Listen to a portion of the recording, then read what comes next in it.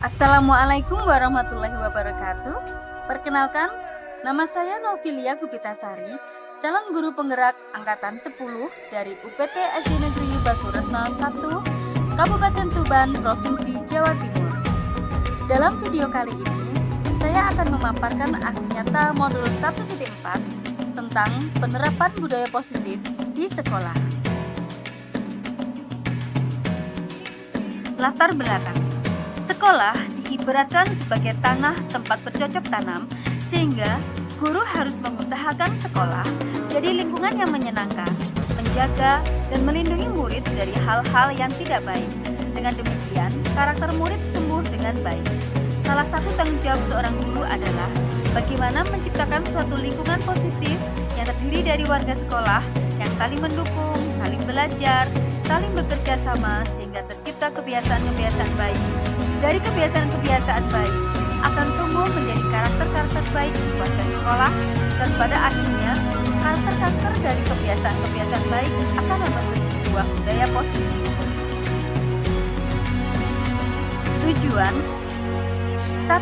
Mewujudkan kolaborasi seluruh pemangku kepentingan sekolah agar tercipta budaya positif di sekolah dengan meyakini nilai-nilai kebajikan yang dapat mengembangkan karakter murid.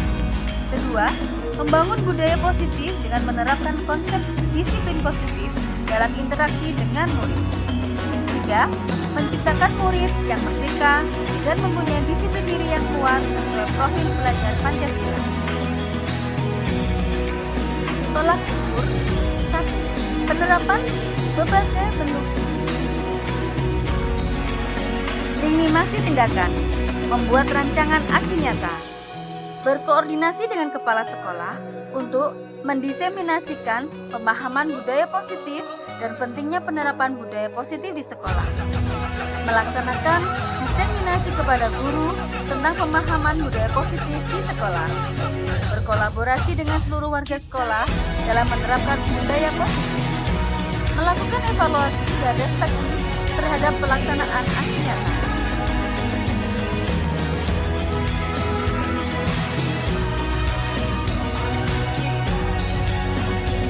Dukungan yang dibutuhkan, berkolaborasi dengan kepala sekolah, guru, tenaga kependidikan, pemilik sekolah, dan wali murid untuk sama-sama memperkenalkan nilai-nilai kebajikan dan disiplin positif di lingkungan sekolah sebagai pemberian contoh yang baik kepada murid.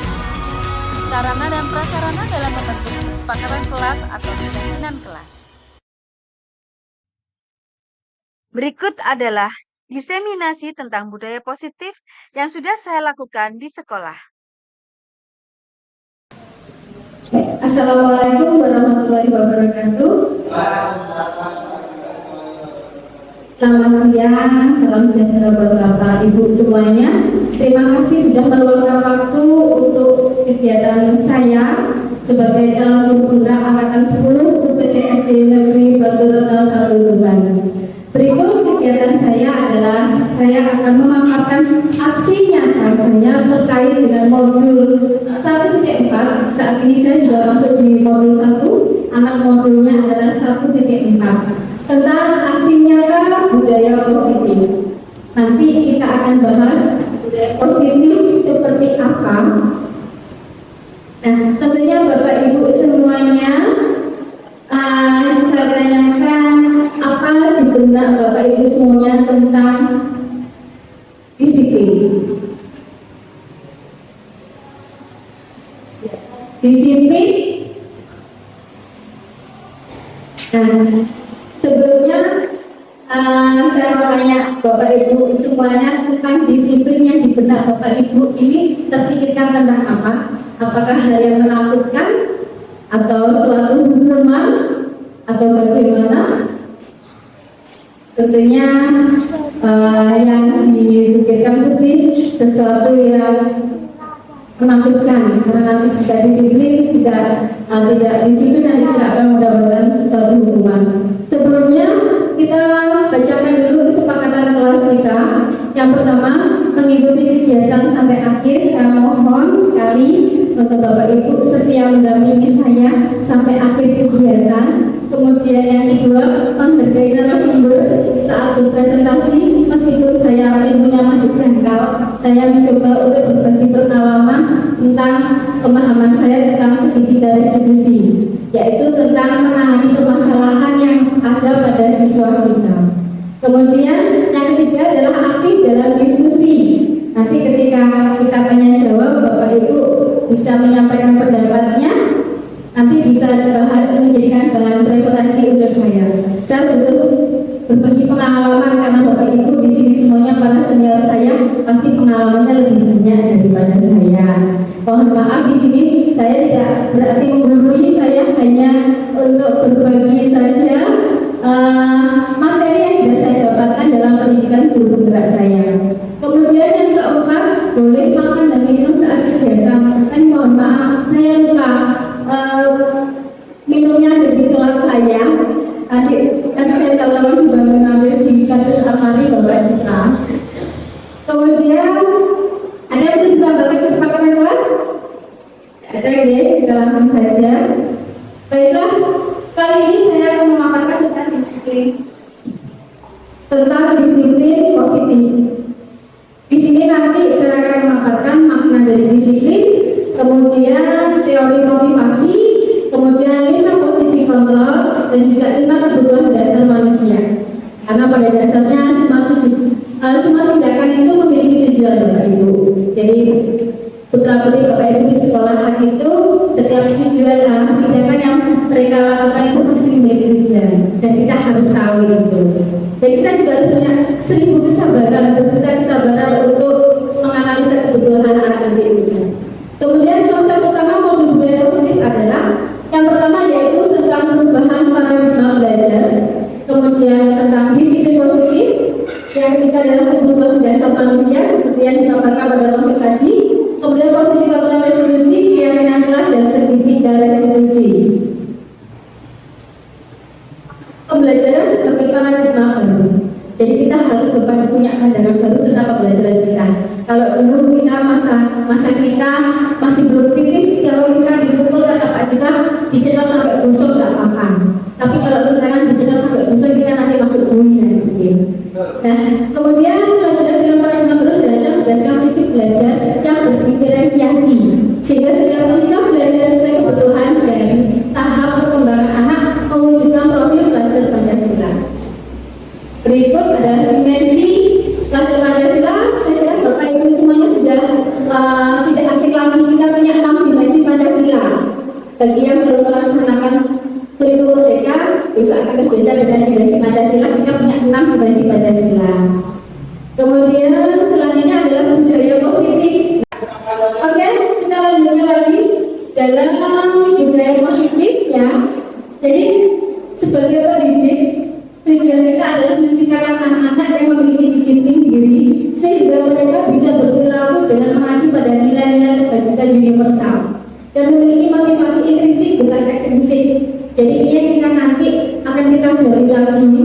Jadi anak-anak itu disiplin itu punya dorongan dari dirinya sendiri, bukan karena hadiah, bukan karena sesuatu penghargaan, kemudian hukuman yang menakutkan. Jadi mereka punya kesadaran tersendiri. Jadi itu adalah unsur intrinsiknya, bukan ekstrinsik.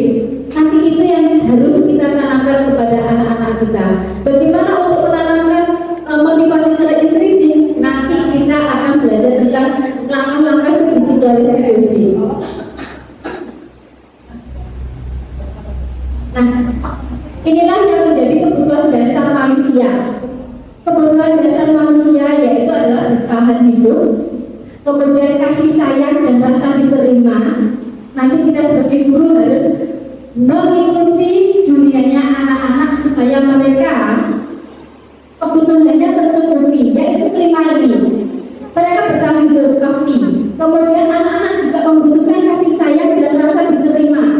Kemudian anak-anak butuh dia sebagai penguasa, karena dia tidak ingin seorang anak itu ingin dia itu menonjol. Itu adalah satu penguasaan. Kemudian kebebasan, dan pasti anak-anak membutuhkan yang kebebasan. Kemudian yang terakhir adalah kesenangan. Ketika Bapak Ibu guru tidak memiliki dunia mereka akan lari menjauhi Bapak Ibu semuanya. Yang dipikirkan adalah nanti saya tidak diterima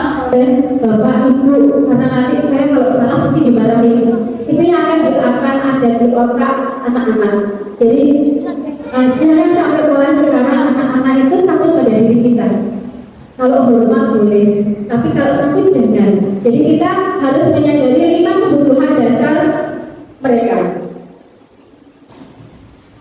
Kemudian motivasi perilaku manusia.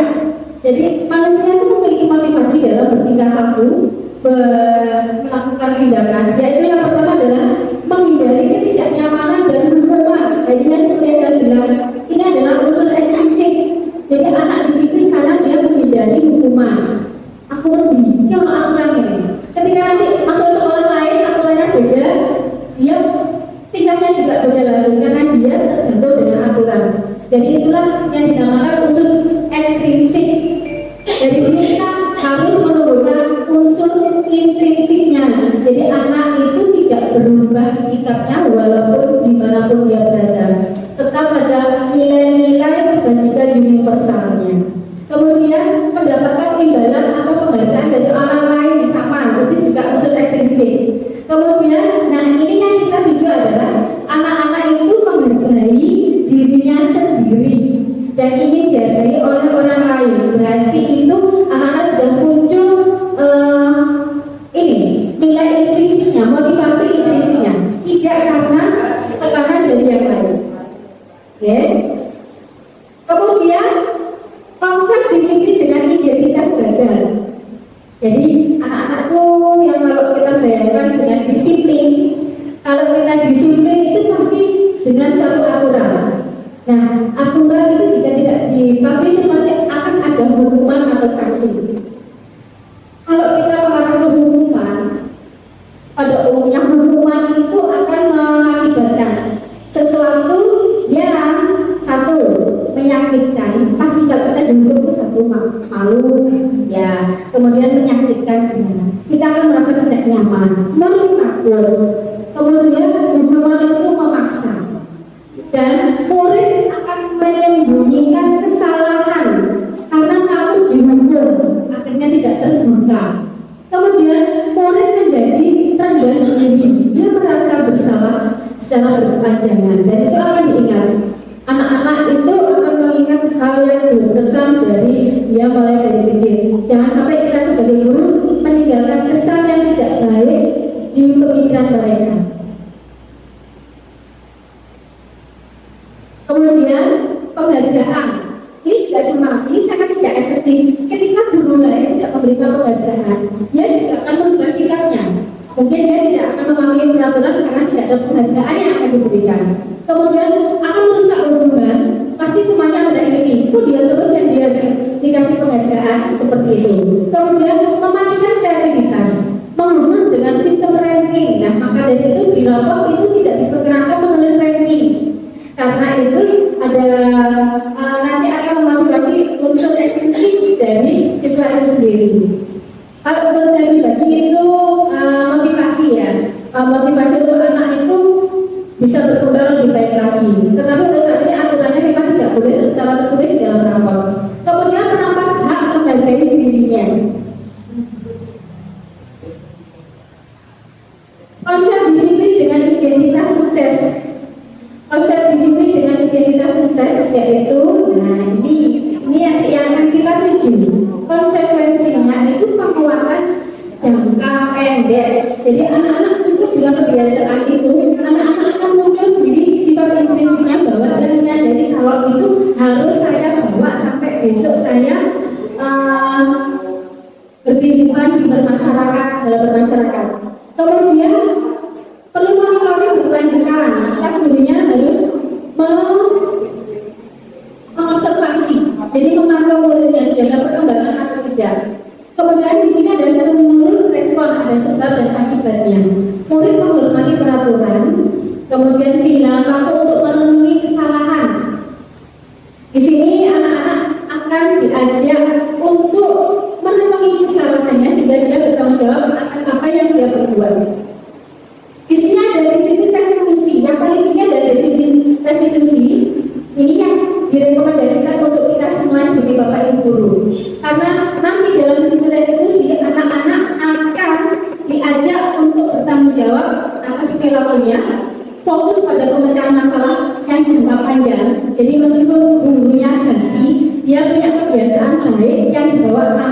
dia dewasa. Kemudian murid menghormati dirinya dan orang lain. Teori kontrol, dirinya mengontrol. Jadi orang dikontrol itu dia jika mau dikendalikan. Kalau orang tidak mau dikendalikan, berarti orang itu memang tidak mau dikontrol. Ya, jadi kalau aturan, selama aturan itu karena orang itu kontrol, berarti aturan itu berjalan. Kalau orang itu tidak mau dikontrol, berarti aturannya itu tidak berjalan. Jadi kembali lagi ke diri kita. Maka dari itu kita harus memiliki kesadaran bahwa orang itu harus bisa dikontrol dan juga harus bisa mengontrol. Sini adalah segitiga restitusi. Nanti kita akan belajar tentang tahap segitiga restitusi, yaitu suatu proses dialog yang dijalankan guru dan orang tua akan dapat menghasilkan murid yang mandiri dan bertanggung jawab. Ini adalah langkah-langkahnya. Yang pertama adalah menstabilkan identitas. Kalau ada anak yang salah, tak boleh kita langsung sampai itu nak foto ya, sampai itu kok ya, pencak-pencak ini. Baru lihat wajah kita saja sudah mau ngomong itu takut. Jadi nada bicara kita itu juga mempengaruhi nanti perasaan anak. Jadi kita hindari hukuman, hindari menghakimi, hindari dengan kata-kata keras. Jadi kita harus punya seni berbicara. Berbicara ada seninya ya Bapak Ibu ya. Iya betul. Kalau kita bilang sama kamu lelek kemelek apa itu, sama kamu lelek, itu kan nanti beda lagi pesannya. Nah itulah seni berbicara. Meskipun kita tidak berniat, saya yakin Bapak Ibu tidak berniat untuk mengerti, tapi kebiasaan kita itulah ya harus diberikan. Ini adalah paradigma, perubahan paradigma kita tentang pembelajaran. Kemudian anak-anak validasi tindakan yang salah. Kemarin harusnya saya berikan videonya contohnya permasalahan. Yang pertama kita harus menanyakan dulu, ditenangkan dulu hatinya. Waktu anak tadi kita mau introduksi dan istilahnya kita harus introduksi anak itu dengan cara yang lembut, ditenangkan dulu, dibuat nyaman. Jangan sampai pertama kali buka pintu lihat wajah kita sudah kayak wajah kita udah kau makan dia. Jadi kita seolah kita menerima juga kasih sayang dan cinta itu, kasih sayang kita itu melekat pada dirinya.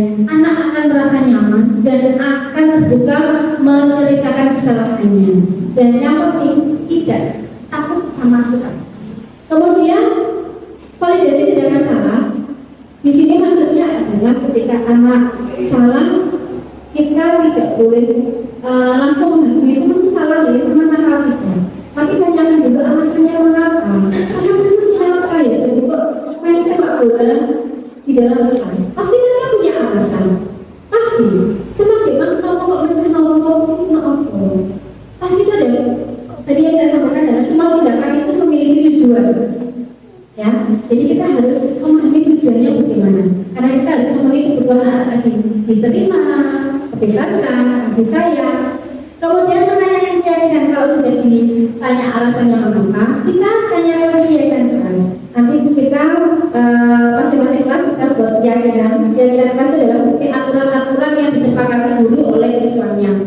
Jika dilanggar, nanti siswa juga akan dapat konsekuensi karena yang membuat keyakinan kelas itu adalah mereka sendiri.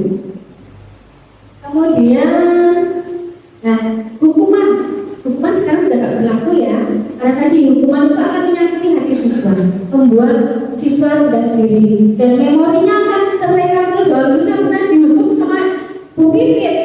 Saya tuh ingat bahwa aku gak suka sama Bu Pipit, kita akan dibawa sampai besok. Saya kayak ingat itu yang gak baik-baiknya. Jadi ayo kita torehkan bekas yang baik-baik, jangan menyakiti hati siswa kita. Kalau dibilang guru nakal-nakal menolak teori sejatinya betul teori, tapi kita dituntut punya 1000 sabar. Terus kita kesabaran untuk menjalankan ketika resolusi. Konsekuensi, kalau konsekuensi ini tidak ada keterlibatan kita, karena apa konsekuensi itu jadi secara alami. Contohnya kalau anak tidak belajar, dia akan merasa, wah kalau aku tidak belajar itu pasti aku tidak sih nilainya pasti jelek. Nah itu adalah konsekuensi. Jadi kita meskipun tidak terlibat langsung, konsekuensinya langsung dirasakan sendiri oleh siswa tersebut. Nah ini restitusi. Restitusi sering saya sebut restitusi dan restitusi ya. Dari sini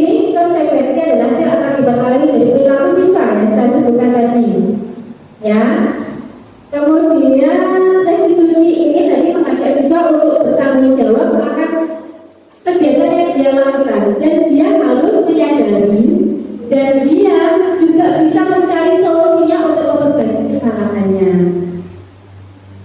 Tidak bisa, ini contoh. Nah, sebagai guru kita ini memiliki 5 posisi kontrol. 5 posisi kontrol itu nanti panjenengan masuk yang mana? Panjenengan masuk kategori sebagai penghukum atau guru yang membuat orang merasa bersalah, kemudian guru yang sebagai teman, atau guru yang sebagai monitor atau pemantau, atau guru yang sebagai manajer. Kalau penghukum yang tadi saya sebutkan, penghukum kita akan menimbulkan rasa sakit pada diri siswa, kemudian itu pun juga akhirnya juga jangka panjang untuk secara emosional, secara psikologi jangka panjang. Tetapi karakter anak terjadi pada jangka pendek karena dia hanya takut hukuman saja. Ketika nanti guru lagi, hukumannya beda lagi, dia akan berubah tingkahnya lagi. Misalkan kalau sama saya Ruami, yang kalau berdua waktu sama Bu Irma tertib sekali. Ketika masuk di kelas sekolah semburat karena saya terlalu sabar. Jadi saya tidak dilakukan murid-murid saya seperti itu. Jadi itu adalah perilaku jangka pendek yang sementara. Ketika dia berubah kelas, dia akan berubah karakternya karena hukumannya berbeda. Itulah karena dipengaruhi unsur ekstensif. Kemudian merasa bersalah.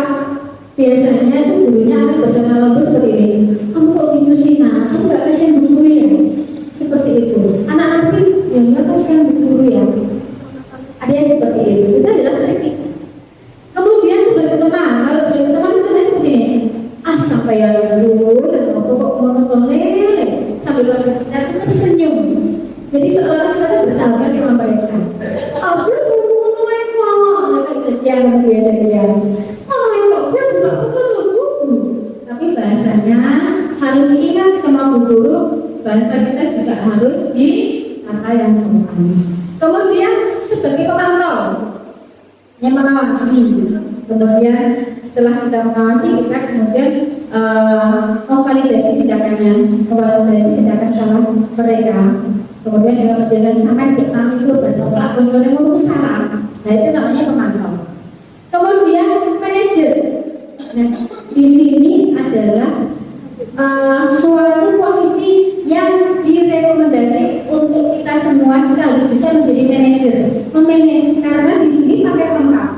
Di sini kita bisa menjadi orang yang membuat merasa bersalah sebagai teman dan juga sebagai pemantau, sekali sebagai penghukum. Itu yang paling negatif. Kemudian lanjut, di sini ada dari kontrol negatif penghukum. Ya, dia sampai tadi mengganti, kemudian hindir, itu ya. Biasanya kalau nggak suka itunya, dia itu menyindir dengan cara halus. Itu secara kita sudah menghukum anak-anak karena dia kalau menyadari dia akan malu dan dia akan merasa tersakiti hatinya. Nah, di sini ada keyakinan keras. Di sini yang saya maksud bagikan nilai-nilai yang universal adalah keyakinan keras yang sudah disepakati dan harus kita laksanakan bersama. Itu adalah maksud dari nilai-nilai yang universal. Di sini ya, kebajikan atau prinsip universal yang disepakati bersama secara universal lepas dari latar belakang, suku, negara, bahasa maupun agama. Ya, di sini menurut para peneliti dari Daniel Boston mengemukakan bahwa mengaitkan nilai kebajikan yang diyakini seseorang, maka motivasi intrinsiknya akan terbangun. Nah, maka dari itu, kalau kita mengajak murid kita membuat kesepakatan kelas, dia akan sadar. Jadi aturan yang dibikinkan saya sendiri. Saya ingat kemarin disepakati teman kalau main bola di dalam kelas itu saya harus dapat hukuman karena itu tidak boleh kena merusak benda-benda yang ada di dalam kelas. Dan seharusnya main bola itu harusnya di hadapan. Jadi dia tahu kenapa saya berkesepakatan seperti ini karena ada dampak negatifnya. Di sini merumuskan keyakinan kelas. Besok di semester awal kita nanti semua Bapak Ibu guru, ayo kita buat keyakinan kelas, kita buat aturan kelas di kelasnya masing-masing. Meskipun kelas rendah pasti senang diajak kualitas tinggi. Ayo teman-teman ya aturan. Aturannya apa? Terus kita sepakati.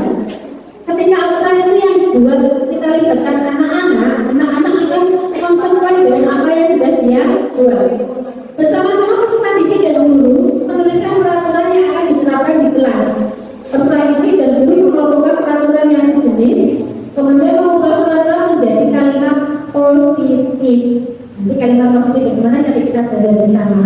Jadi di sini tidak boleh ada jangan, ya. Di sini tidak boleh ada kata tidak, gitu ya. Jadi kalimat positif itu kalau kita tuh pakai bahasa ibu yang bertele-tele panjang gitu, sehingga kalimat jangan itu menjadi dikemas menjadi tidak boleh begitu. Ya. Nah, itu sudah. Jadi Bapak Ibu di sini saya menyampaikan tadi segitiga institusi tentunya masih ambil-ambil. Terima kasih waktunya Bapak Ibu semuanya, meskipun ini hanya dokumentasi, semoga sedikit bisa nyalon di benak Bapak Ibu panjenengan semuanya, supaya kita bisa melakukan segitiga institusi, yaitu menangani masalah anak tanpa menyakiti hatinya dan tidak menjadikan trauma untuk datang ke sekolah untuk belajar bersama kita. Semoga kita semua jadi guru yang selalu diidamkan anak-anak dan selalu menjadi guru yang selalu dirindukan oleh Ayu dan Sylvia dan teman-temannya. Terima kasih atas waktunya. Mohon maaf jika banyak sekali kekurangan yang saya miliki. Semoga Bapak Ibu selalu berkenan jika saya mau seperti ini lagi. Terima kasih.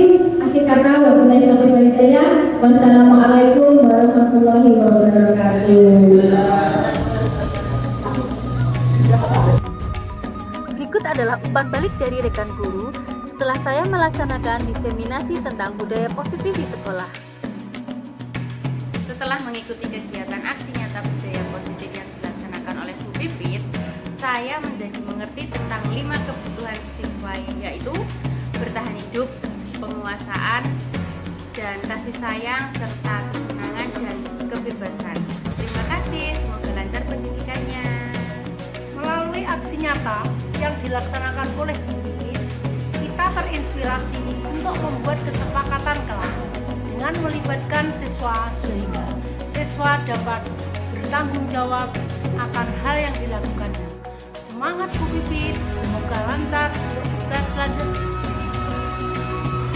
Setelah mengikuti kegiatan aksi nyata tentang budaya positif, saya jadi mengetahui langkah ketiga restitusi, yaitu menstabilkan identitas siswa, memvalidasi tindakan yang salah, menanyakan keyakinan. Selanjutnya, kami akan berdiskusi untuk membahas segitiga restitusi dalam komunitas belajar kami, agar kami lebih paham lagi. Terima kasih Bu Pipit, semoga lancar kegiatan selanjutnya, sangat bermanfaat bagi saya. Dari kegiatan aksi nyata Bu Pipit, saya sadari bahwa umat itu akan menyangkut maka seperti saya cara dan mengenai langkah restitusi. Semangat Bu Pipit, semoga lancar kegiatannya. Sebagai tindak lanjut, Bapak Ibu guru mempraktekkan membuat kesepakatan kelas sesuai dengan langkah-langkah yang tepat.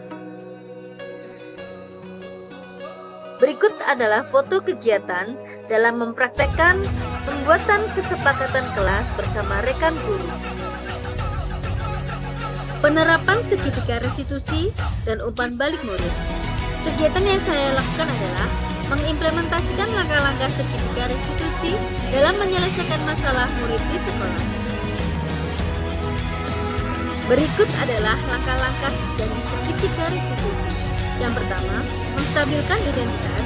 Yang kedua, validasi tindakan yang salah. Ketiga, menanyakan keyakinan. Segitiga restitusi adalah pendekatan holistik yang bertujuan untuk memperbaiki kesalahan dan mendorong pembelajaran melalui interaksi yang konstruktif antara siswa, pendidik, dan lingkungan pendidikan.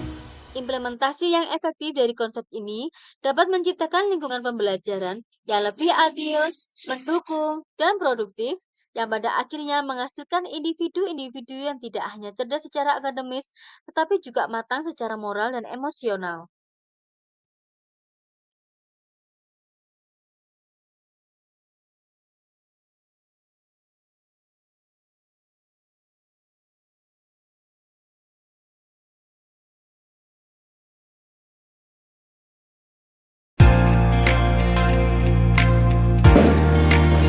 Bagaimana anak-anakku semuanya?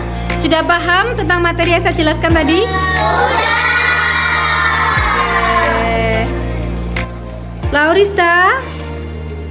Laurista. Laurista, Iya, Bu. kamu sedang apa? Kamu sudah paham tentang materi yang sudah dijelaskan Bu Upi tadi? Apa, Bu? Kamu sibuk apa sih ya? Tuh kan, masih belum paham Laurista? Oke, nanti ikut Bu Guru sebentar di ruangnya Bu Guru ya, nak ya. Waalaikumsalam, Laurista. Silakan ibu sini, Laurista.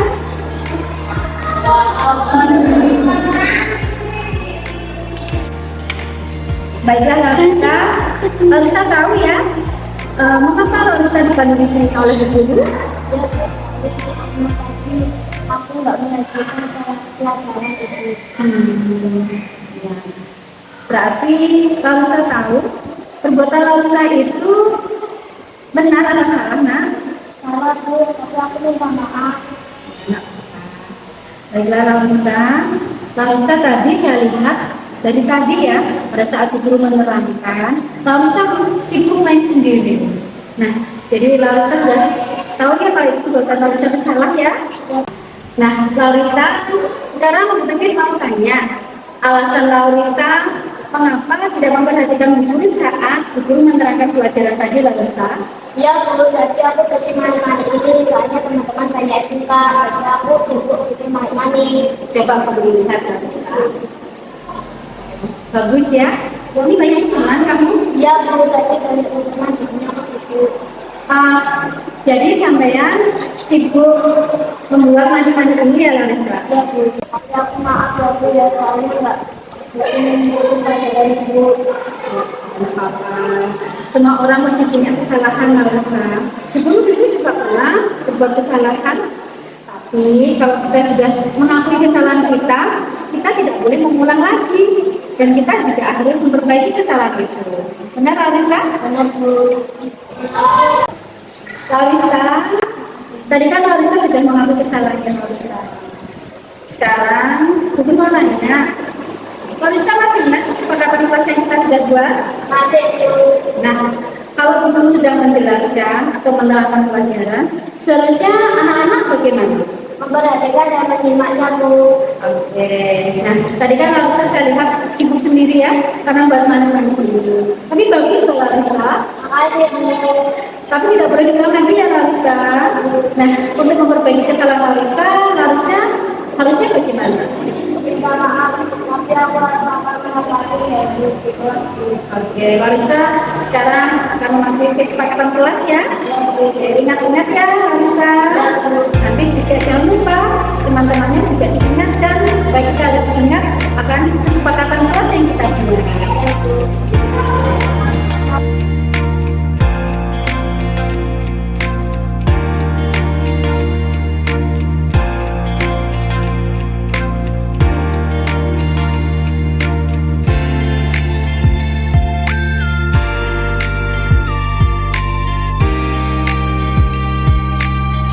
Setelah kejadian tadi, saya menjadi sadar bahwa saya harus memperhatikan Bu Guru saat mengajarkan pelajaran, karena saya tidak mau ketinggalan pelajaran.